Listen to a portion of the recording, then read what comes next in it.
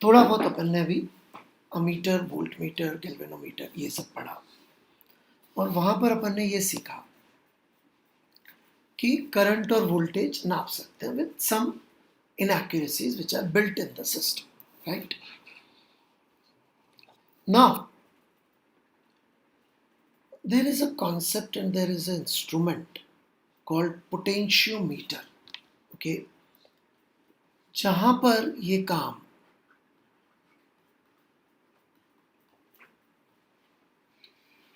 और बेहतर तरीके से हो सकता है, इनफैक्ट पोटेंशियल नापने का, क्योंकि यदि आपने ध्यान दिया हो तो वोल्ट मीटर वोल्टेज का नहीं, करंट को रेजिस्टेंस से मल्टीप्लाई करने का नाम है, राइट? जैसे कि जो वेइंग मशीन होती है, 9th-11th क्लास में मैंने बड़ा बार बार ये बात समझाई थी कि वेइंग मशीन नापती है नॉर्मल कॉन्टैक्ट फोर्स और उसको जी से डिवाइड करके अपन को एम वहां पर मार्क कर देते हैं। भाई जहां पे लिखा होना चाहिए था 600 न्यूटन, वहां पे 600 न्यूटन की जगह क्या लिख देते हैं हम लोग, करीब करीब 60 kilogram, and that's it, right? यही होता है एसेंशियली, तो और क्या होता है? तो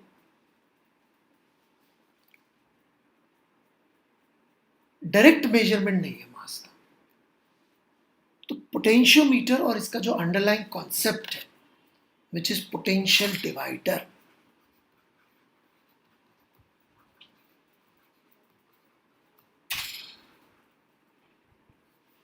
राइट? ये डायरेक्टली हम कोशिश कर रहे हैं to measure potential, not indirectly. Directly measurement का मतलब क्या होगा, जैसे कि ह्यूमन बॉडी के लिए थोड़ा मुश्किल होगा इस तरह से बात करना, बट किसी गैस का मास को डायरेक्टली नापने का एक तरीका ये हो सकता है कि आप नंबर ऑफ मोल्स नाप लें, राइट? वो PV/RT से या किसी से इनडायरेक्टली या डायरेक्टली नंबर ऑफ मोल्स नाप लें और उसको मॉलिक्यूलर मास से मल्टीप्लाई कर दें। वो फिर भी एक डायरेक्ट मेजरमेंट है सीधे वेइंग मशीन पे रखने के मुकाबले, राइट? ह्यूमन बॉडी में करना है तो सारे मॉलिक्यूल्स, हर टाइप के जो जो एटम्स हैं, सारे एटम्स पता कर लीजिए कितने हैं, उनके सबके नंबर पता कर लीजिए, मॉलिक्यूलर मास मल्टीप्लाई कर लीजिए, then you get the mass. या फिर डायरेक्ट मेजरमेंट का तरीके और सोच सकते हैं आप, जो भी आपके दिमाग में आए। यहां पे हम लोग डायरेक्टली पोटेंशियल ही नापने वाले हैं, सो लेट्स ट्राई दैट, ठीक है? तो पोटेंशियल डिवाइडर का क्या कॉन्सेप्ट है जिसपे बेस्ड है पोटेंशियोमीटर? कॉन्सेप्ट बड़ा सिंपल है कि हम क्या करने वाले हैं, एक पॉइंट ए से बी हमने एक वायर लिया, यूनिफॉर्म रेजिस्टेंस पर यूनिट लेंथ का,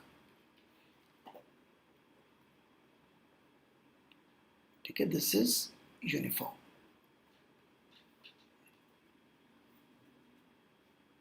ए से बी रेजिस्टेंस पर यूनिट लेंथ यदि अपन कहीं पे भी नाप लें तो यूनिफॉर्म है, मतलब resistance should not be very, resistance पर यूनिट लेंथ इज यूनिफॉर्म। ऐसा हमने एक वायर लिया, ठीक है?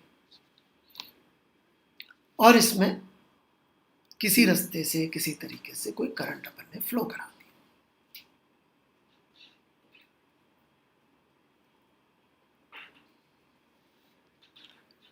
तो potential drop across A B is IR,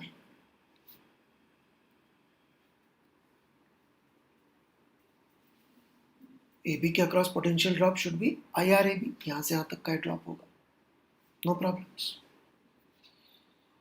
right? ये करंट को अपन किसी तरह से कांस्टेंट मेंटेन किए हुए, ये भी एक इसमें मान लीजिएगा कि करंट भी चेंज नहीं हो रहा है, ठीक है? ए से बी तक जाएंगे इतना ड्रॉप होगा।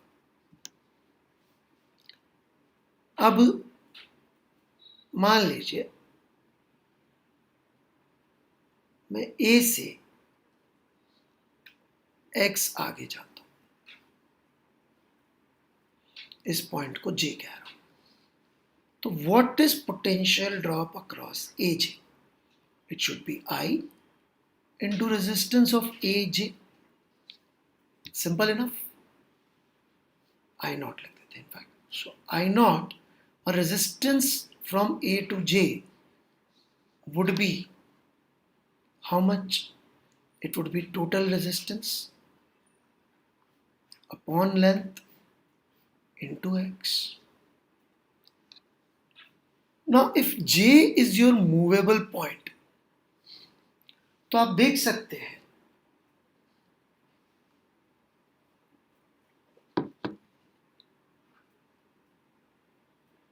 कि क्या हो रहा है, राइट?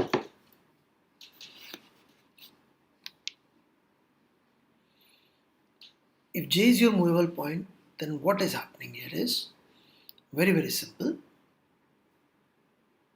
Alright? कि X के along पोटेंशियल जो ड्रॉप आ रहा है वो ये वाला हिस्से को तो हम कह देते हैं जी कांस्टेंट है, ये तो कांस्टेंट हो गया।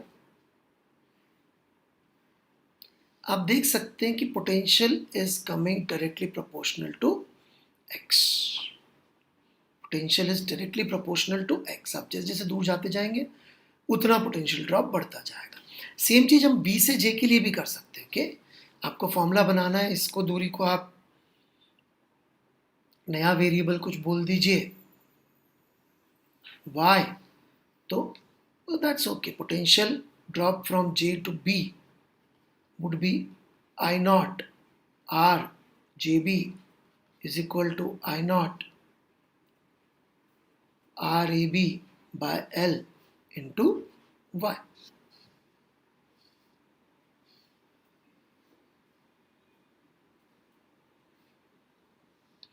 So the drop would be directly proportional.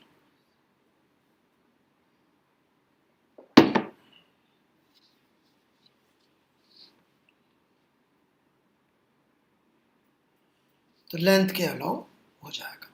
यदि J हमारा एक मूवेबल पॉइंट है और दूसरा कोई पॉइंट अपन ने फिक्स कर लिया, राइट, वो अपनी चॉइस, अपन जिसको चाहे फिक्स कर सकते हैं।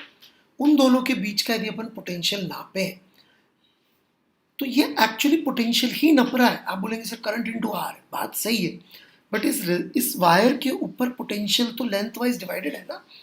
तो यहाँ पे हम लोग पोटेंशियल डायरेक्टली डिस्टेंस रिलेट कर पा रहे हैं। This is the concept of potential divider, right. चाहे आप इन दोनों पॉइंट के बीच में नाप लीजिए या जैसे अपन ने पहले बनाया था इन दोनों पॉइंट्स के बीच में नाप लीजिए, राइट, लेकिन वो प्रोपोर्शनल टू लेंथ आएगा और पोटेंशियल का ड्रॉप आएगा। So that is very very important, ठीक है। So let's proceed further on to the concept of potentiometer, ठीक है।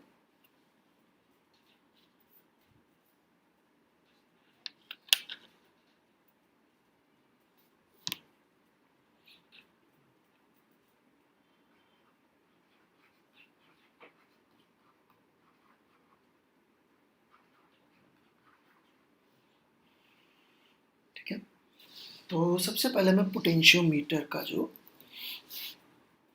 सेटअप है थोड़ा सा वो बताता हूँ, फिर इसका एक एप्लीकेशन जो कि काफ़ी इंटरेस्टिंग और इम्पोर्टेंट हो जाता है वो बताता हूँ, विच इज़ बेसिकली हम लोग जो है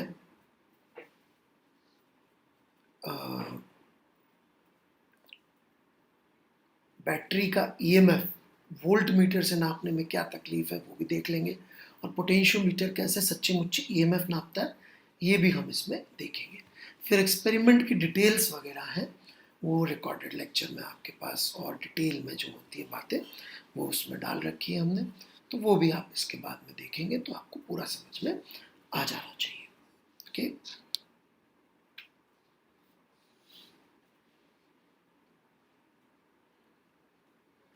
तो पोटेंशियोमीटर का एक्सपेरिमेंटल सेटअप कैसा होता है, लेट्स सी।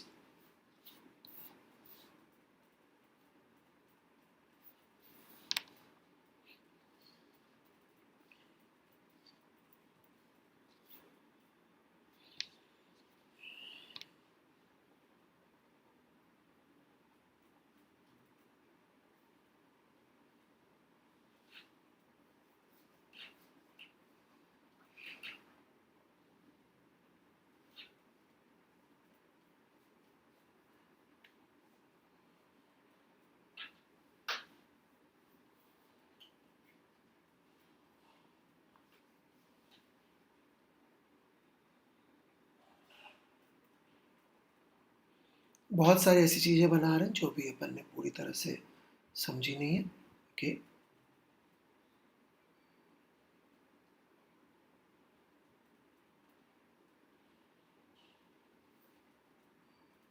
देखिए की होती है, इसको ओपन कर देते हैं, राइट, क्लोज कर देते हैं तो भाई सर्किट चालू हो जाता है, ओपन कर देते हैं, बाहर निकाल लेते हैं तो सर्किट बंद हो जाता है, राइट। इसमें एक ऐसी चाबी सी होती है, आपने थी लैब में, जहाँ जब स्कूल वगैरह खुल जाए उसको बाहर निकाल लेंगे, सर्किट ओपन हो गया, मतलब करंट फ्लो नहीं हो सकता, उसको क्लोज कर दिया, करंट फ्लो हो गया। ये जो चीज़ें बेसिकली, ये वाला हिस्सा is basically a variable resistance.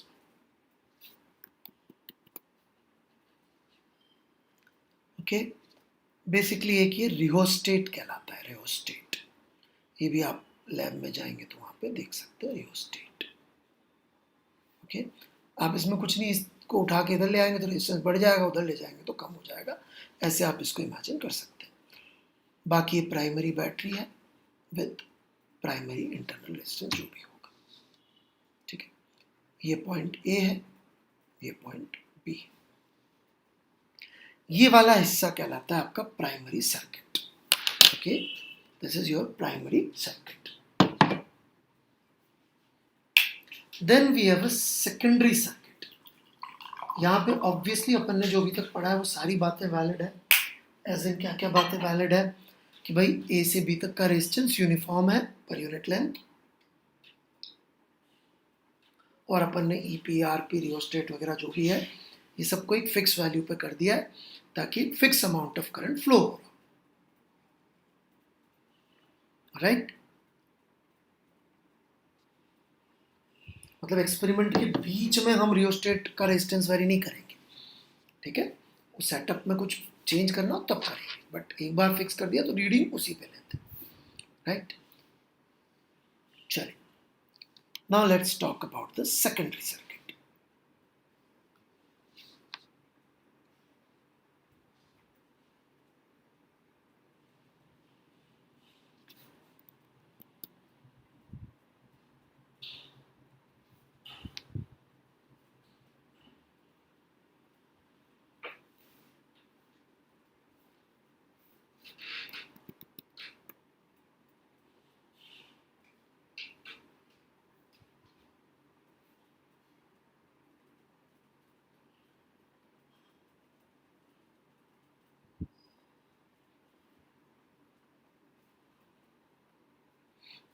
यहाँ पे भी एक की होती है, एक रेजिस्टेंस बॉक्स होता है। रेजिस्टेंस बॉक्स भी बेसिकली एक वेरिएबल रेजिस्टेंस ही है, ओके, जिसमें हम रेजिस्टेंस की वैल्यू को वेरी कर सकते हैं। एक गैल्वेनोमीटर लगा होता है रेजिस्टेंस बॉक्स के साथ सीरीज में, और एक मूविंग पॉइंट जे होता है जॉकी, ठीक है। तो थोड़ा बहुत यदि आप पिछला वाला कॉन्सेप्ट देखेंगे तो आपको दिखाई देगा कि एसेंशियली ये वही स्टोरी चल रही है जो अपन ने पढ़ी थी। जे को मूव करते जाएंगे तो इतना अपन को ड्रॉप मिलता चला जाएगा। That is the concept of potentiometer based on the concept of potential divider, right. तो वो यहाँ पे आप इजीली देख सकते हैं कि जैसे जैसे जे मूव होगा वैसे वैसे अपन को अलग अलग रेजिस्टेंस मिलता चला जाएगा।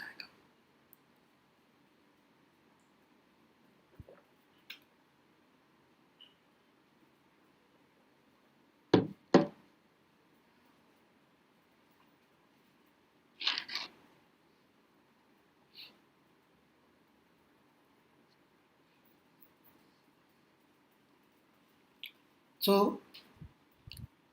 continuing with this further,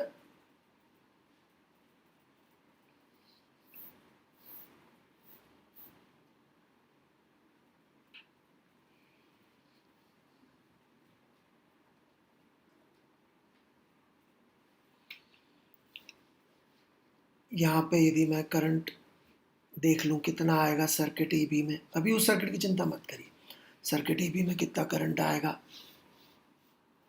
right.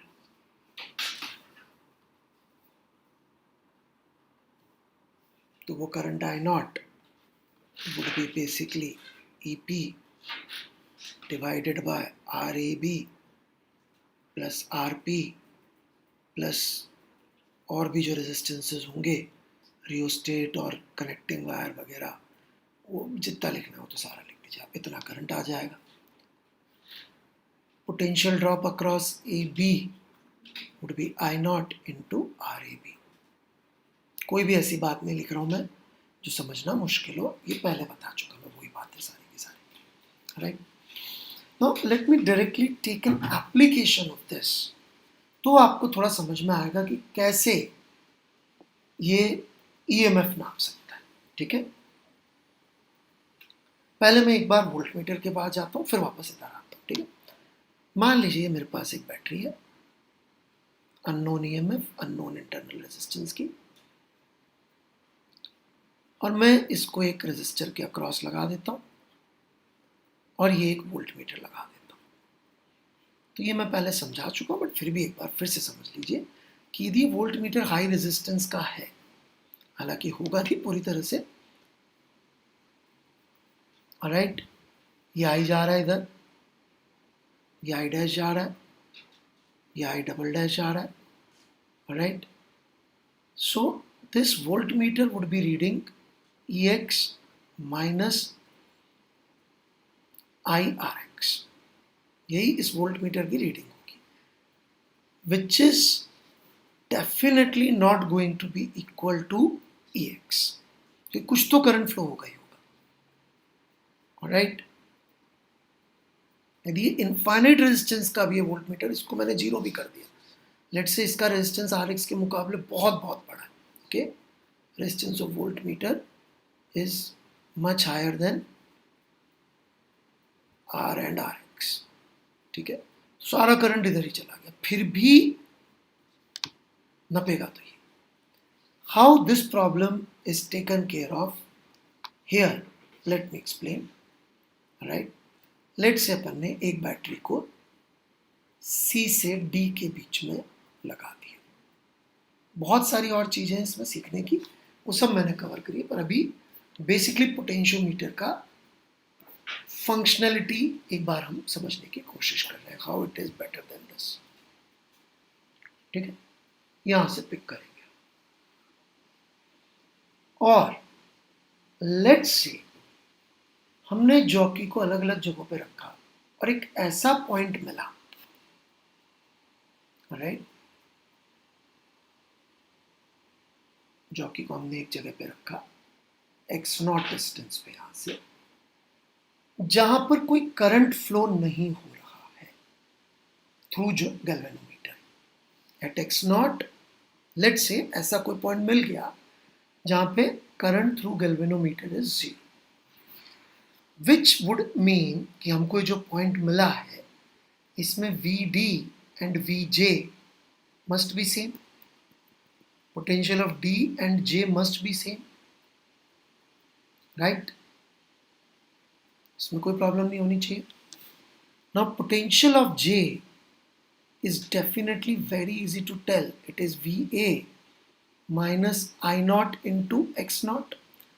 Please understand, यहां करंट फ्लो हो रहा है, करंट थ्रू गैल्वेनोमीटर जीरो किया मैंने, ये तो अपना इंडिपेंडेंट जो हो रहा है, इसके थ्रू करंट फ्लो नहीं हो रहा है. यहाँ तो वो अलग सर्किट है. राइट, वो ऊपर वाला सर्किट अलग, तो VJ ये हो जाएगा